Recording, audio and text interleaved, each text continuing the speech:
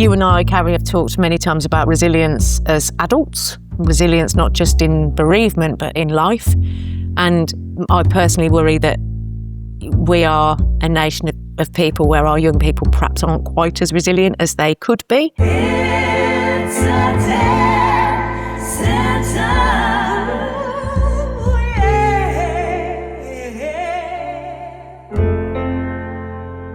Hello and welcome back to It's a Death Sentence, the podcast where we take the taboo out of talking about death, dying, loss and grief with all the compassion, honesty and the occasional bit of humour, apparently.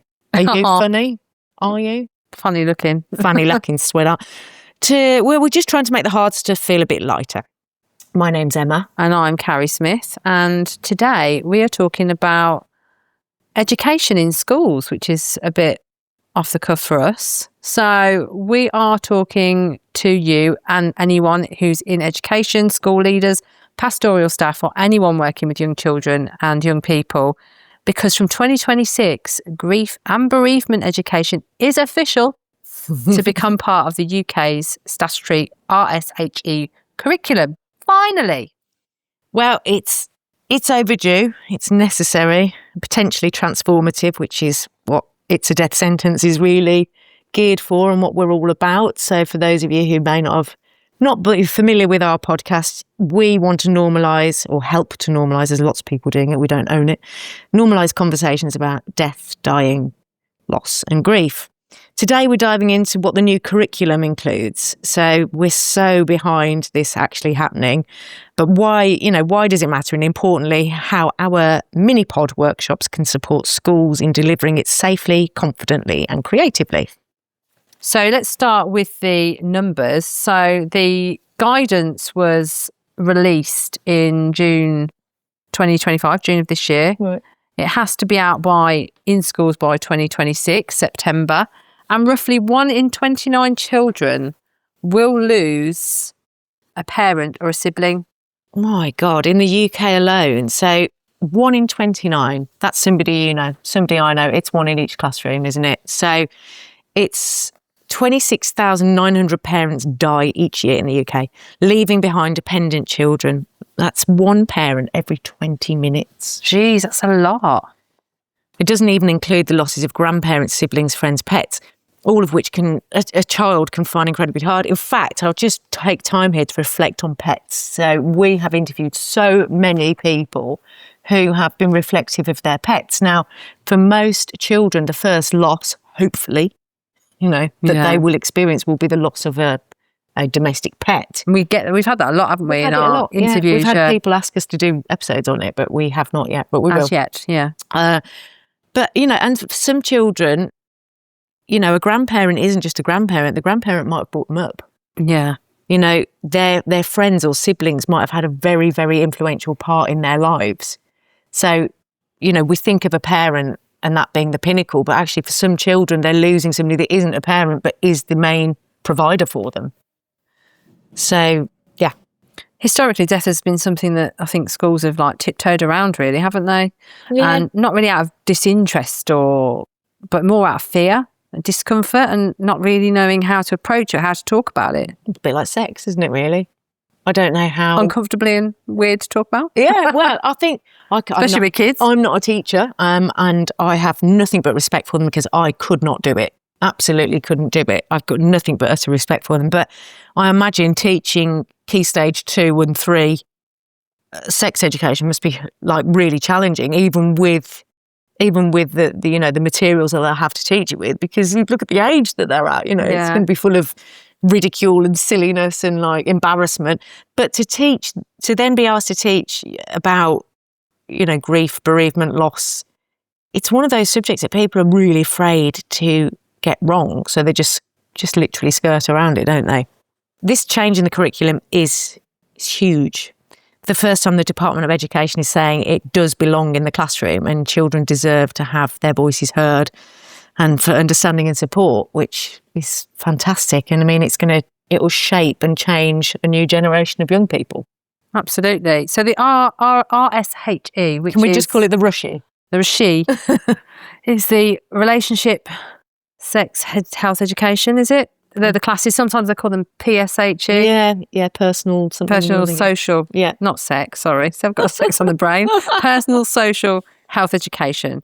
And the framework officially recognises grief as a natural response to loss, and it teaches us that everybody grieves differently and that there's no timeline or no right way to do it and no finish line, which is something we've been talking about through the whole podcast. Yeah, I think that we've got some interesting ideas or things that have been perpetuated over years about what grief looks like, how long it will last for, and what stages will happen in a linear way, which they definitely don't. No. Grief jumps around all over the place, can leave you alone for a few weeks, months, years, and then come and tap you on the shoulder. And actually, if you're underprepared for that, it can make you feel quite mad.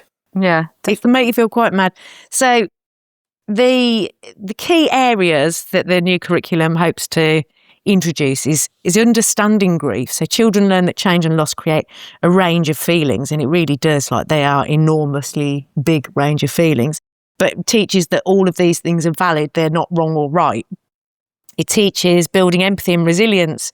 You and I, Carrie, have talked many times about resilience as adults, resilience not just in bereavement but in life.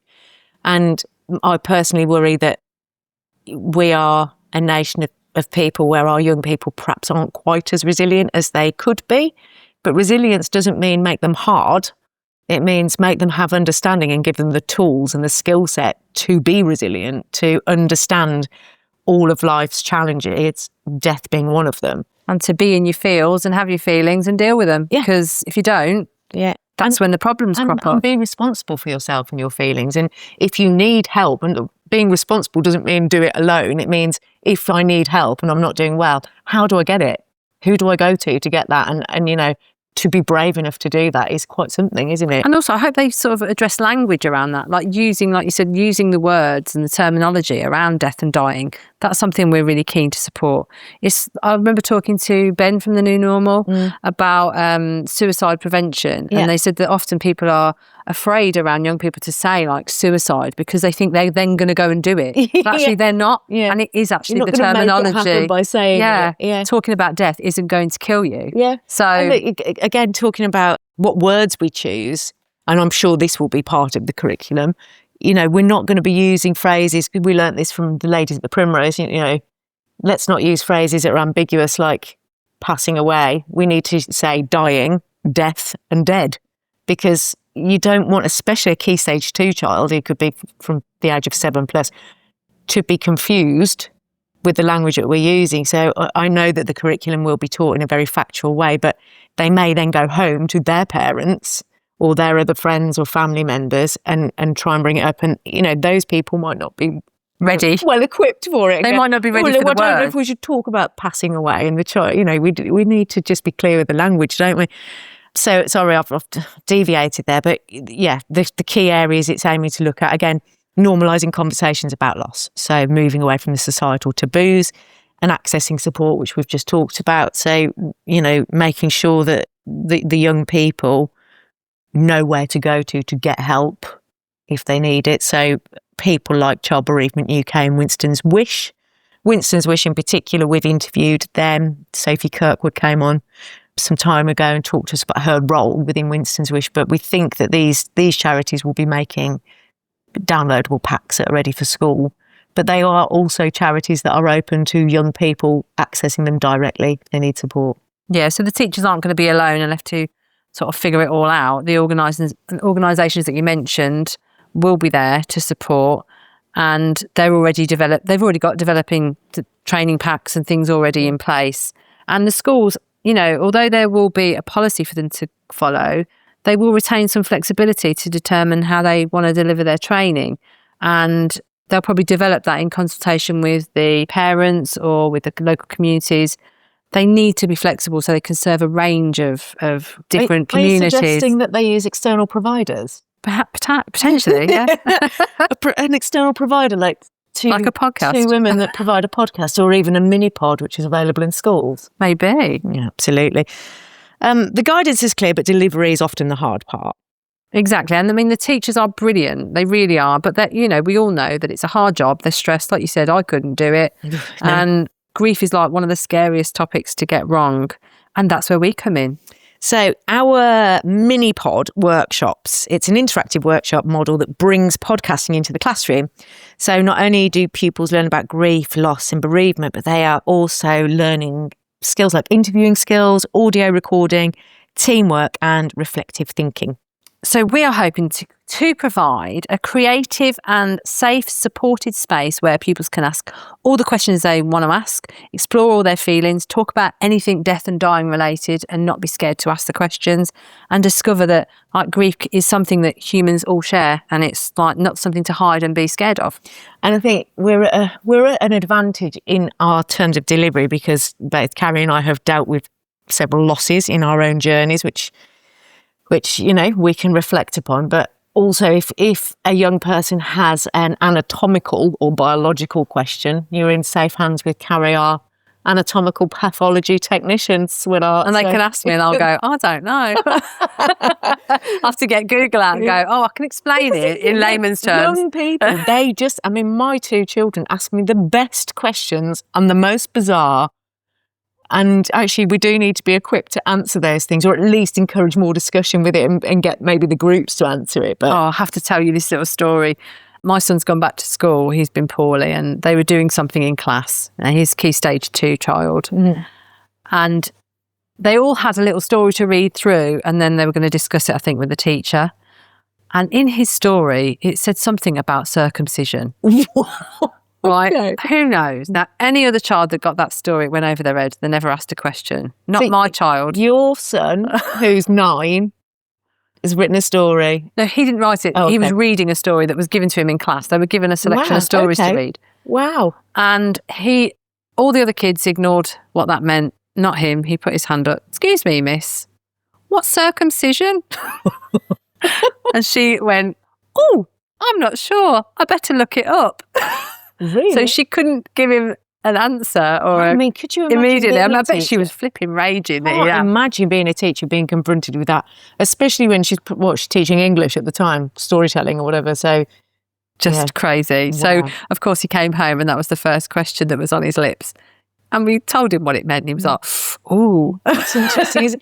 It's interesting how children do reflect on it. I mean, in keeping with that, my son is also 9.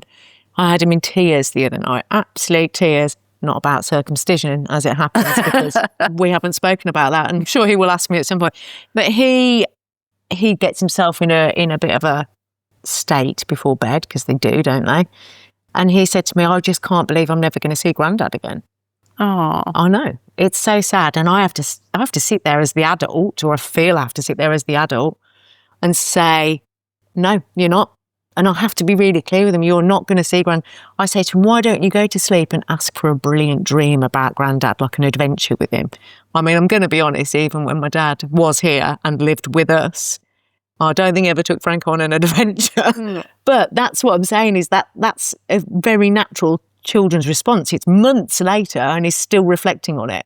It's that feeling of being upset. And then he remembers the last time. It's a really difficult question. It's a really difficult thing, isn't it? I'm never going to see that person again. I feel like that. You must feel like it. I sometimes wake up and I'm never going to see my dad again. I'm never going to see my friend again. I'm never going to see my mum again. I'm never going to... And it's it's baffling. So I imagine that is going to be something that comes up over and over again. I think that will happen.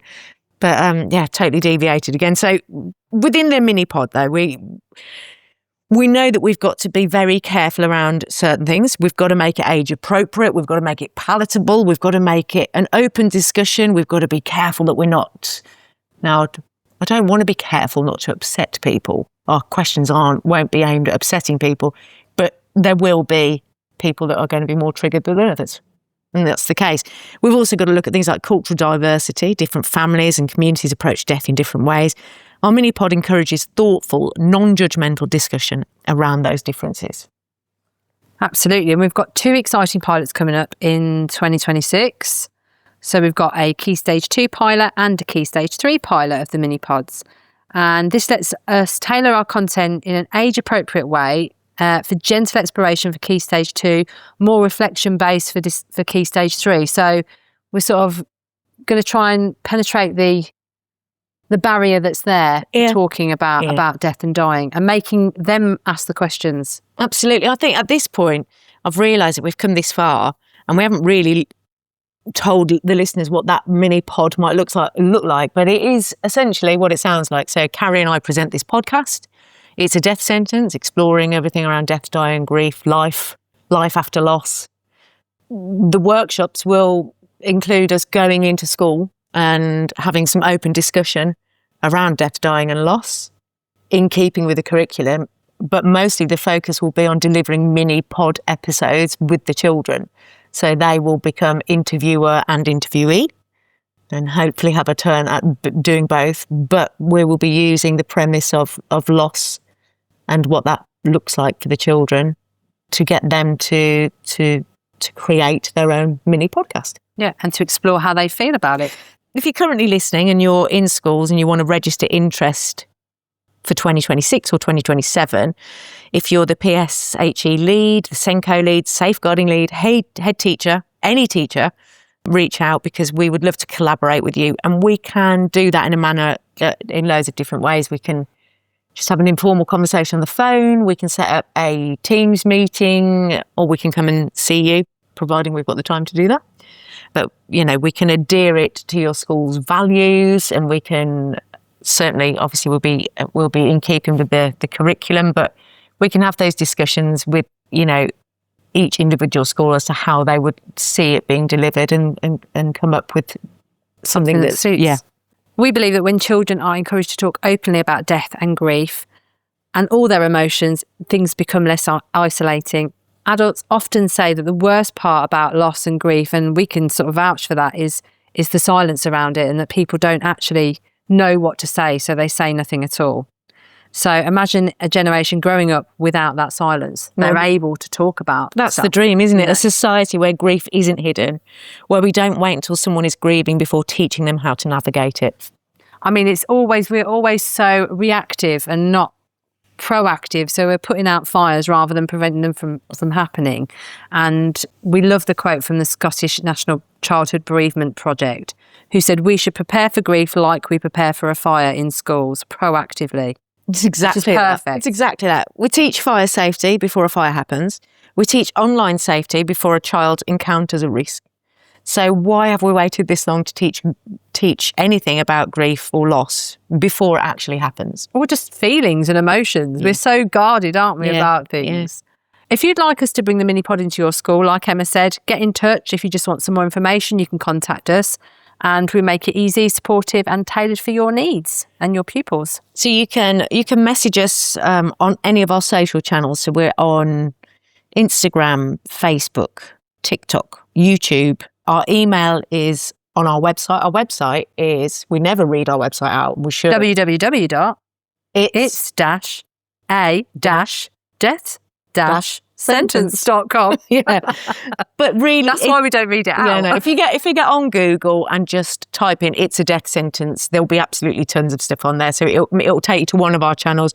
You can contact us through any of them. You might find us via Spotify or even Audible. I think our email's on everything. It's on everything. So you'll find it easy to find us. So the 2026 RSHE changes are a landmark moment for the UK, and we're absolutely thrilled to be part of it and helping the schools deliver it with confidence and creativity and all the compassion that we have. Yeah. So thank you for listening. And remember, talking about death doesn't make it happen, but talking about it does make the living with it get easier. So we'll see you next time. Thank you for listening. Thank you for listening. Thank you, dear listeners, for tuning in to It's a Death Sentence. Please keep listening to our weekly episodes. And if you like our show, please like, share and subscribe. We are dying to talk to you.